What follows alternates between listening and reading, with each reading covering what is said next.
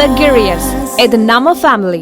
நெல்லை தொகுதியில் தாக்கல் செய்த வேட்புமனுவை வாபஸ் பெற முடிவு செய்துள்ளதாகவும் கட்சிக்கு விரோதமாக செயல்பட மாட்டேன் என்றும் காங்கிரஸ் முன்னாள் எம்பி ராமசுப்பு தெரிவித்துள்ளார்.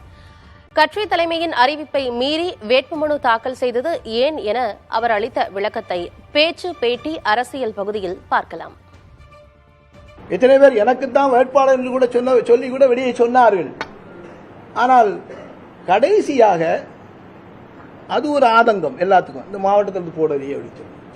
நான் ராபர்ட் புருஷ அண்ணன் மேல எனக்கு எந்த கோபம் கிடையாது. அவர் காங்கிரஸ்காரர் தான், அவர் கன்னியாகுமரி மாவட்ட காங்கிரஸ்காரர். ஆனால் இன்றைக்கு அவர் வேட்பாளராக போட்டிருப்பது என்ன நியாயம் என்பதை நிறைய பேர் நான் கேட்கவே இல்லை, எல்லாரும் கேட்குறாங்க.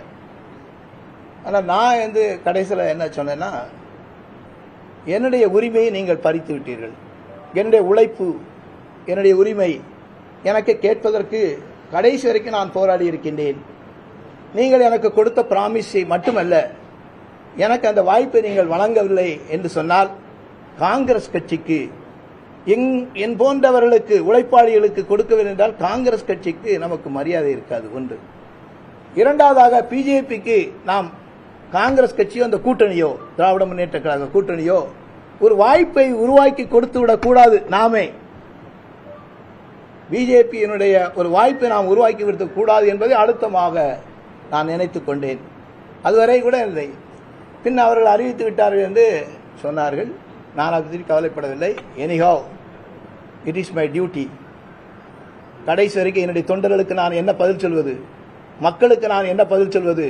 உங்களை மதிக்கவில்லையா என்று கேட்டால் என் காங்கிரஸ் என்னை மதிக்கவில்லை நான் எப்படி சொல்வது? இதையெல்லாம் நான் சொல்ல விரும்பவில்லை.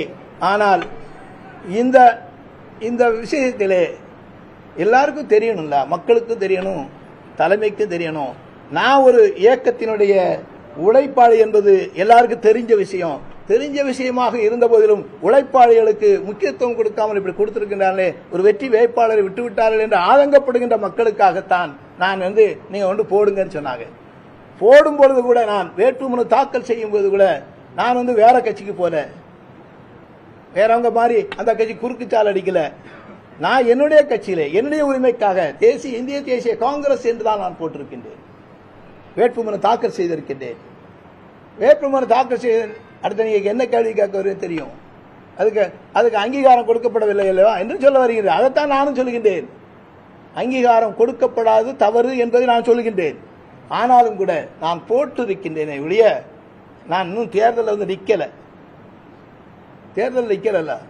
கடைசி வரை இது கடைசி முயற்சி மட்டுமல்ல, ஒரு தொண்டனுக்கு, காங்கிரஸ் தொண்டனுடைய ஆதங்கத்தை நான் இன்றைக்கு வெளிப்படுத்தும் வகையில் தான் இந்த இதை வச்சேன். ரிஜெக்ட் அல்ல, ரிஜெக்ட் அல்ல, வாபஸ். எங்க ஆள் போயிருக்காங்க, வாங்கல, தான் போறாங்க. மணி எத்தனை மணிக்கு? 11 மணி. 11 ஸ்குருட்டிக்கு போயிருவோம். நான் போனாலும் போகலாம், என் ஆட்கள் பண்ணலாம்.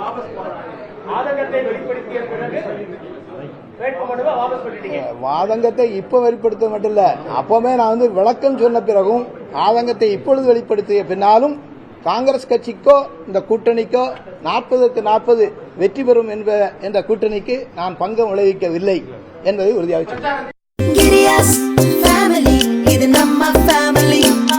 அன்புள்ள Girius, இது நம்ம ஃபேமிலி.